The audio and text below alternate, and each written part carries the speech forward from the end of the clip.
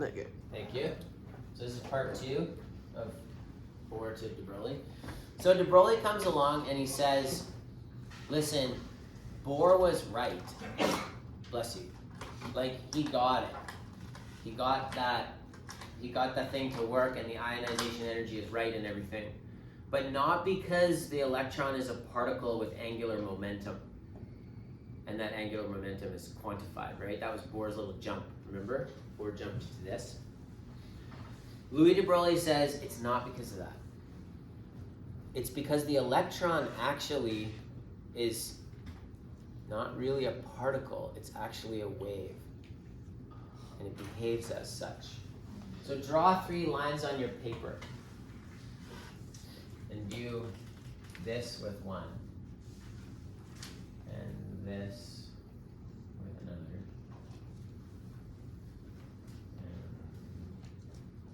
1, 2, 3, 4, 5, 6, we'll say. Let's pretend that those are standing waves. Okay. What do you need for a standing wave to occur? Half a wavelength. At the very least, a half a wavelength. What else do you need? You need nodes. You need some nodes. Yeah. What creates the nodes? The things and the things. The things and the things. He's going like this. The things and the things. Yes, correct. I don't know words, guys. Come on. The peaks and the troughs, right? Okay, so you have peaks and troughs making the node, right? People forget that. The node is not a thing just sitting still. Why is it sitting still? It looks like it's Yeah, it's going like this. Yeah, what's going back and forth? The wave. So you need 2 waves actually, right? And they have to be destructively interfering in one place, so the peak and the trough moving past each other keeps it still. And what happens over here? The trough and the trough. You have 2 peaks and 2 troughs, right? That's what that actually is. It's not just a thing going up and down. It's peaks and troughs interacting in those waves. Okay, and so let's say that these are standing waves, so you might draw it like this.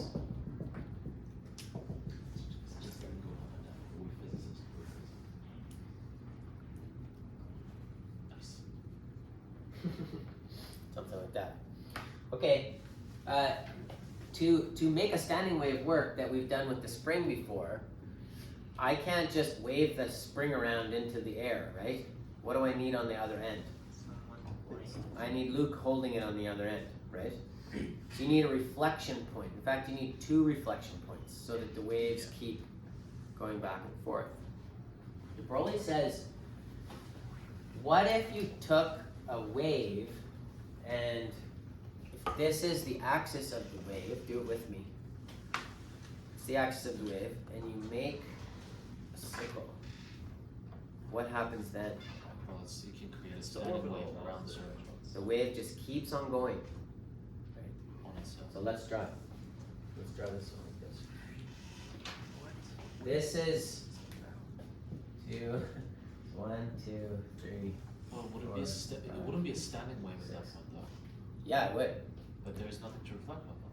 Yeah. It doesn't have to. It just keeps going. How? It just does. Why? Why? I don't know why. If you try to separate this into 6, let's say, like a pizza, you're going to have one wavelength.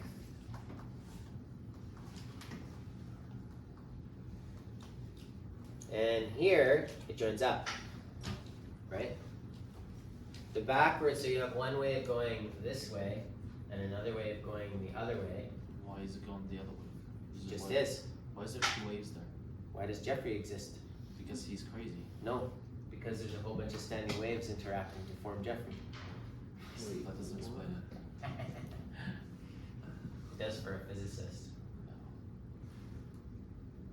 So de Broglie says, listen, if we just imagine the electron not as a little particle going around in a circle, but as a wave looping around in a circle, okay, then that explains why this is quantized, right?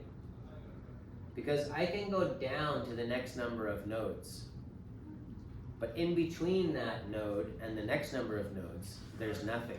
They're not going to interact. They're not going to form a standing wave, right? The standing wave is what the existence of matter is. Did I tell you about the Pringles? Yes. Oh yeah. So that's what this means. In between the waves, so like this one is really hard to draw, but if you have, this one is just 3 notes, right? So it's basically like this. So you would go up and in. It looks weird, but this one is like up and in, okay? And so it's really just going like this. Now, it's more complicated than this. I know it's 3 dimensions and it's a sphere and there's troubles there. But the math does work out. And so DeBroglie just says, look, this works because the wavelength is quantized and it has momentum. If you take this formula and you say, well, what's the wavelength of a wave really? Like an oscillation. You guys know SHM, right? What's SHM, first of all? Simple harmonic motion. You remember Lucinda, right? Yeah. Okay, so Lucinda goes around. And as she's traveling, as this is going up and down and back, she's starting here, going up and down. Well, I'll do the tape.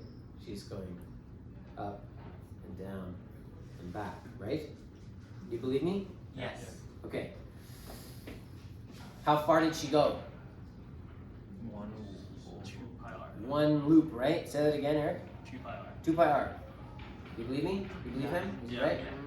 Okay. 2 pi radians times the radius of the circle, right? Okay. So DeBroglie knows this too. And he goes, this works because the wavelength is 2 pi r. So if you say that's equal to h over mv, what does it turn into?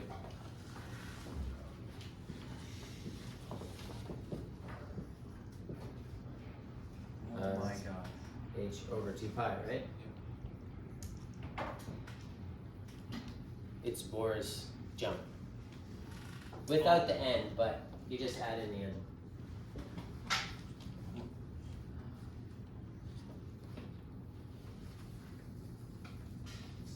Big stuff.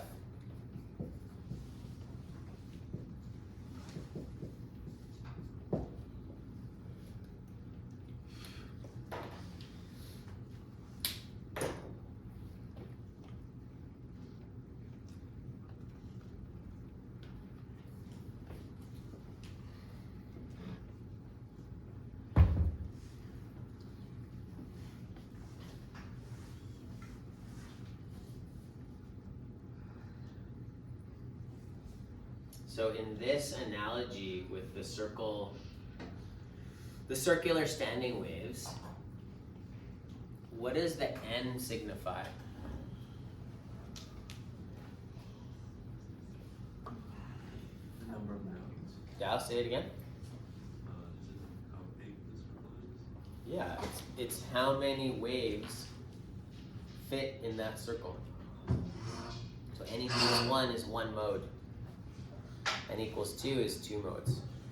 So nothing exists between n equals 1 and n equals 2 because those waves are not lining up on circles of that size. Is it just harmonics all over again? It's pretty much harmonics, yeah. Ah. You're made of music, Jake. Except nature can't hear, so it's not really music. Maybe it can. I'm not sure about that. Mr. Espen, Yes. I am still confused about Me the too. electron being the standing waves. Mm-hmm. And what I'm confused about is not how it creates it, that it becomes standing waves. What I'm confused about is why there are 2 waves going around. Well, Like it would work in my opinion with just 1 wave going around as well. It wouldn't be a it would technically be like a standing wave, but it would, instead of having yeah, I 2 know what troughs, you mean. I know what you mean. it would be just a single peak and a single trough. Yes, but and that would be fine, but that would be energy and not matter. for matter, you need resonance. You need to have a standing wave. You have to have an anti-symmetric wave function to have matter. If you just one wave, that's a symmetric wave function. You can fit all the waves together. So this takes up space. Yes. The one wave does not. Yes. That's as close as I can get for now. So that's an electron is a single wave then, not a proton. No. No, Photon. an electron Photon. is a double wave, and so is a proton. No, photon. Oh, photon. A photon you could think of as a single wave, yeah. Wait, but doesn't an electron have mass? How? Yeah. But don't we say photons are like That's- an electrostatic this- wave and then a You magnetic? just arrived at it. This is what mass is. If you don't have this, you don't have mass. Don't we say a photon is an electrostatic wave and a magnetic wave and stuff like that? Like two. Oh, there's something I was going towards something. What was it? Yes, Eric? Where did we get the first formula from? Like the wavelength is h over nv. Well, that's just what Bohr says. He says that the matter has waves, and it's h over mv. Okay. And so he says that, I mean, that's, you get it out of Bohr's jump, right? And he's kind of saying, like, listen, this works, but not because of all the angular momentum stuff that Bohr did. It works because matter is a wave, and the wavelength is quantified. It's quantum, and that quantum is h over the momentum of the wave over mv.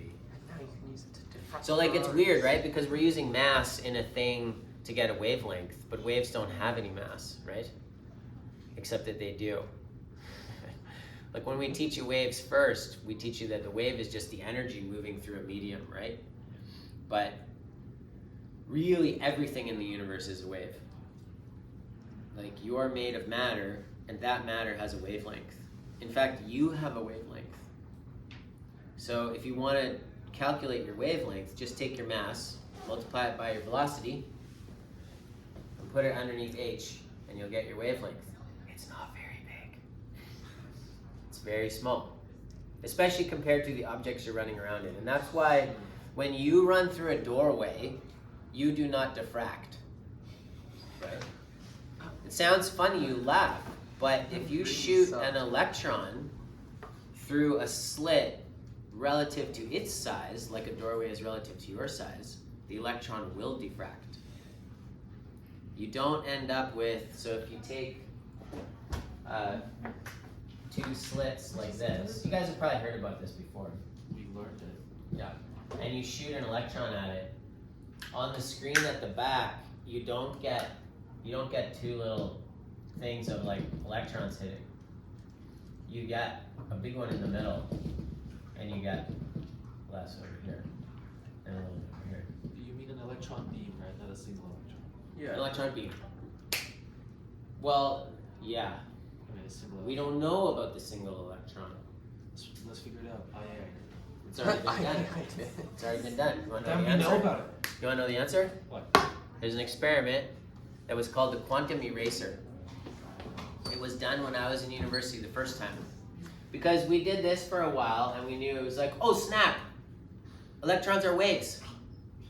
Because if they were particles, you just get two stripes. What do you notice about this pattern? Do you recognize it? Where from? From the diffraction gratings, right? It's the same thing that light does when it goes through. Wait, then how can a But light is a wave. That's why this diffracts, because light is a wave. So it's, DeBroglie says electrons are also a wave. Actually, DeBroglie never saw this, but if you put an electron through two little slits, it does diffract, and it diffracts exactly as it should based on DeBroglie's wavelength. Now here's the thing. When this was done, we were like, whew, wow, matter's a wave. And people said, okay, what does that mean? Does that mean that it was the same thing that Jeffrey keyed on right away and Luke? Does that mean one electron is going through and diffracting? Or is it just like one goes through this slit and goes somewhere, and the other one goes through here and goes somewhere? Like, are they creating a diffraction pattern based on their multitudes, and it's just probability? or is one electron diffracting out? And so we set up this experiment. It was called the quantum eraser. Well, now it's called the quantum eraser. And we put this detector here. And we were like, okay, we'll just count. We'll count how many electrons go through here and how many go through here. And then we'll be able to figure out, right? Is this one electron diffracting or not? So we flicked it on. What do you think happened? This disappears, and you get They're shy. the electrons become particles. They are shy.